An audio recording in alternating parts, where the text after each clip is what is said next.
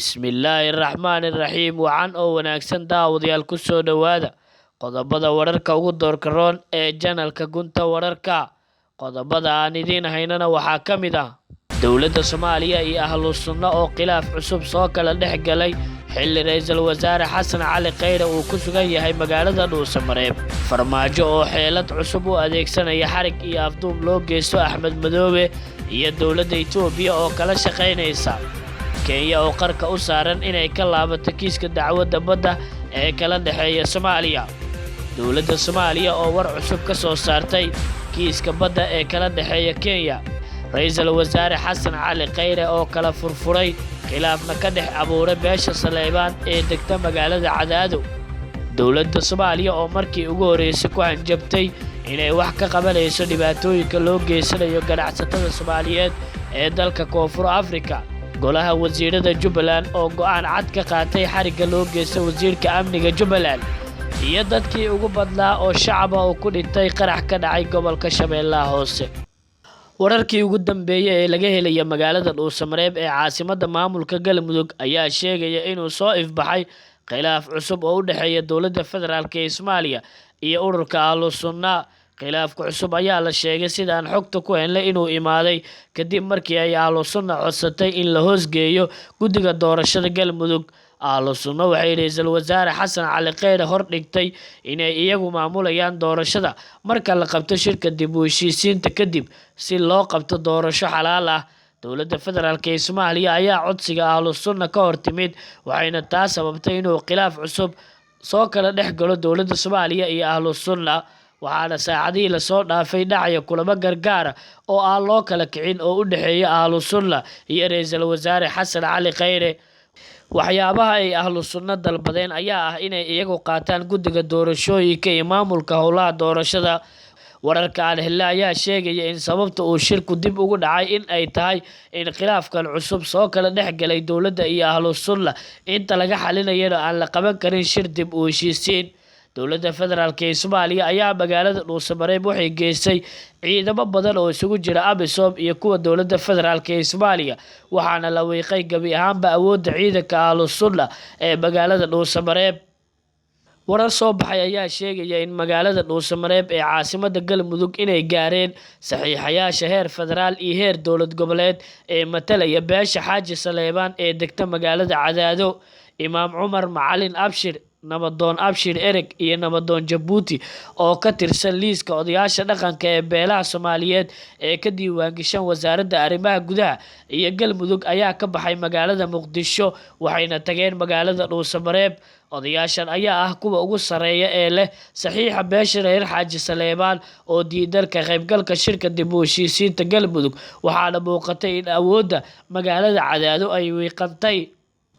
Sidoo kale saddexdan oday dhaqameed ayaa ah kuwii sanadkii hore soo xulay xildhibaanada Galmudug heer federaal iyo heer dowlad goboleed waxaana la sheegay in hadda ay ku mashquulsan yihiin xulista xildhibaanada cusub ee Galmudug ee ku matalaya beesha reer Xaaji Saleebaan.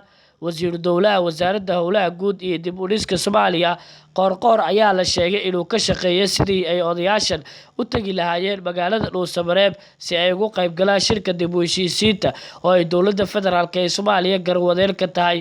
Wararkaan helnay ayaa sheegaya in shuruudo adag oo ay la tageen odayaashan inuu xaliyay Wasiiru Dowlaha Wasaaradda Howlaha Guud ee Qoorqoor kadib markii uu lacago fara badan u adeegsaday sidii ay odayaashan u tagi lahaayeen magaalada Dhuusamareeb. Gabi ahaanba waxaa meesha ka baxaya haddii ay arrintan dhamowdo diidmada reer Xaaji Saleebaan ee ku aadan ka qaybgalka shirka dib u heshiisiinta ee ka furmaya magaalada Dhuusamareeb iyo gabi ahaanba in ay meesha ka baxda awoodda beesha ee magaalada Dhuusamareeb. Maalmo ka hor odayaal ka hadlay magaalada Cadaado ayaa sheegay in aysan ka qaybgali doonin diyaarna u ahayn inay ka qaybgalaan shirka dib u heshiisiinta Galmudug. Beesha Xaaji reer Saleebaanna aysan diyaar u ahayn inay shirkaasi ka qayb gasho. Wasiirka Wasaaradda Warfaafinta ee Xukuumadda Soomaaliya Maxamed Cabdi Xayir Maareeye ayaa si kulul uga hadlay rabshadaha iyo dhibaatooyinka dadka ajnabiga ah oo ay Soomaaliya ku jirto loogu geysanayo gudaha dalka Koonfur Afrika. war ka soo baxay xafiiska wasiir Maareya ayaa lagu sheegay dowladda federaalk ee Soomaaliya ay si dhow ula socoto boobka iyo rabshadaha ka socda dalkaasi isla markaana ay aad uga xun tahay. Sidoo kale waxay dowladdu ku baaqday dhammaan muwaadiniinta Soomaaliyeed inay ka digtoonaadaan dhibaatooyinkaas sidoo kalena ay muujiyaan feejignaan iyo taxaddar dheeri ah. dowladda federaalk ee Soomaaliya waxay maalmahan isha ku haysay rabshadaha ka dhacaya dalka Koonfur Afrika oo ay ku nool yihiin muwaadiniin Soomaaliyeed oo u badan ganacsato kuwaas oo weeraro lagu qaaday sanooyinkii la soo dhaafay sidoo kalena loo geysanaya dhac xooggan iyo waxyeelo nafeed iyo mid hantiyadeed oo ganacsigooda uu ku jiro. dowladda Soomaaliya waxay ka xun tahay falalka boobka iyo barakicinta ee loo geysanayo muwaadiniinta Soomaaliyeed iyo ganacsigooda ee ku yaala dalka Koonfur Afrika waxayna ka codsanaysaa dowladda dalkaasi inay ilaaliso oo ay damaanad qaado badqabka muwaadiniinta Soomaaliyeed iyo hantidooda. dowladda federaalk ee Soomaaliya waxay muwaadiniinta degan dalka Koonfur Afrika ugu baaqaysaa inay isku duubnaadaan sidoo kalena ay muujiyaan feejignaan dheeraad ah oo ay uga hortagayaan dhibaato walba oo ugu timaada dadka madowga ah ee dalkaasi Koonfur Afrika.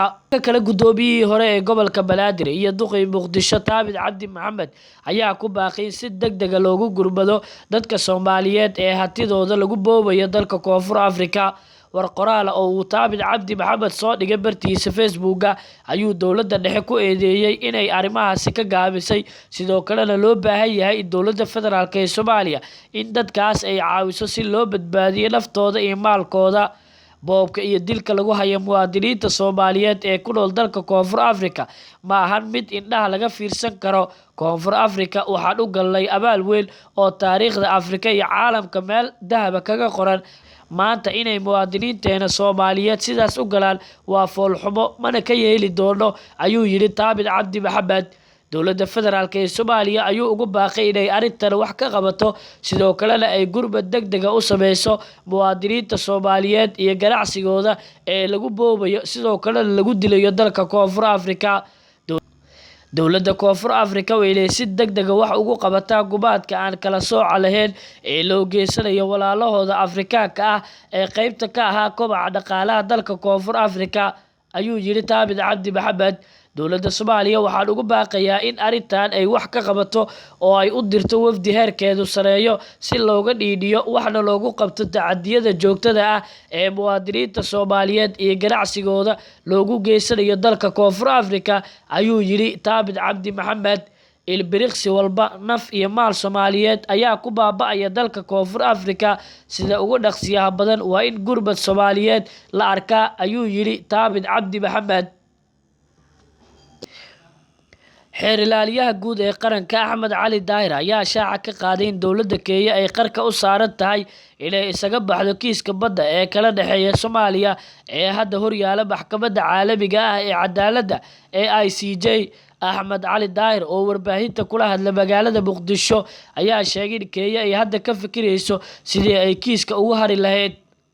Kenya ayaa sheeganayso lahaanshiyaha qayb ka mid ah badda Jamhuuriyadda Federaalk ee Soomaaliya ha yeeshee dowladda Soomaaliya iyo shacabka Soomaaliyeed ayaa ka dhiidhiyay in Kenya ay ku degto qaadashada taako ka mid ah dhulka Soomaaliya.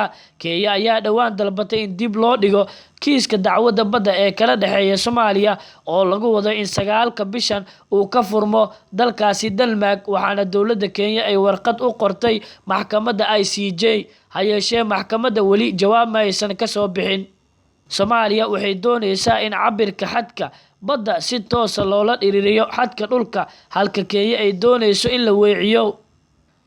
madaxweynaha dowlad goboleedka Soomaaliyeed ee Jubbaland Axmed Maxamed Islaam Axmed Madoobe ayaa maanta oo Khamiis ah waxa uu shir gudoomiyay kulanka golaha wasiirada Jubbaland. ugu horeyn golaha wasiirada maamulka Jubbaland waxa uu ka hadlay go'aanadii ka soo baxay dowladda federaalk ee Soomaaliya iyo wasaaradda arrimaha gudaha ee dhamaantood looga hadlay doorashooyinkii madaxweynaha iyo kan baarlamaanka ee dhawaan ka dhacay magaalada Kismaayo. sidoo kale golaha wasiirada Jubbaland waxa uu cambaareeyay xariga sharci darada ee dowladda federaalk ee Soomaaliya ay kula kacday wasiirka amniga Jubbaland Cabdirashiid Xasan Cabdinuur Janan iyadoo bil ka hor ay maxkamadda gobolka Banaadir sheegtay in la laalay dacwadii loo heestay. goluhu wuxuu sheegay in cawaaqib xumo xun ay ka dhalan karto falkaasi sharciga ka fog sida ay sheegtay ay dowladda federaalk ee Soomaaliya kula kacday wasiirka amniga Jubbaland. sidoo kale golaha wasiirada Jubbaland waxa uu ka hadlay xayiraadda dhinaca duulimaadyada ee shacabka Jubbaland ay ku soo rogtay dowladda federaalka ee Soomaaliya. waxa uu dalbaday in xariga wasiir janan iyo sidoo kale xayiraadda shacabka la saaray in si degdeg ah dowladda federaalka ee Soomaaliya ay kaga hadasho go'aankana ay dib kaga laabato. ugu dambeyn golaha wasiirada Jubbaland waxa uu aad ugu xun yahay dhibaatooyinka iyo sidoo kale carqaladeynta loo geysanayo shacabka Jubbaland.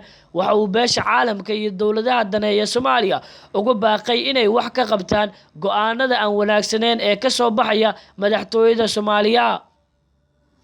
ugu dambeyn wararka laga helayo degmada Awdhiigle ee gobolka Shabeellaha Hoose ayaa sheegaya in barqanimadii maanta uu halkaasi ka dhacay qarax geystay khasaaro dhimasho iyo dhaawac.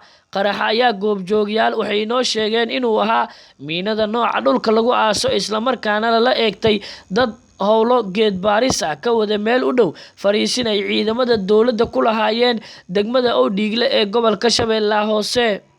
inta la xaqiijiyay qaraxa waxaa ku geeriyooday 2 ruux oo uu ku jiro nin caan ka ahaa degmada Awdhiigle kaas oo magaciisa lagu sheegay Axmed Sheekh Cali iyo shakhsi kale oo ay shaqo wadaag ahaayeen. goobta uu qaraxu ka dhacay waxaa ku yaala saldhig ay dhawaan ciidamada dowladda ka sameysteen gaar ahaan kumaandoosta Soomaaliya degmada Awdhiigle ee gobolka Shabeellaha Hoose. guud ahaan daawadayaal halkaas ayaan kusoo gabagabeynayaa wararkii aad ka daawanayseen channelkan. daawada haddii aad ku cusub tahay channelka waxaad saartaa subscribe qaybta hoose ee channelka waxaad inoogu reebtaa aragtidaada.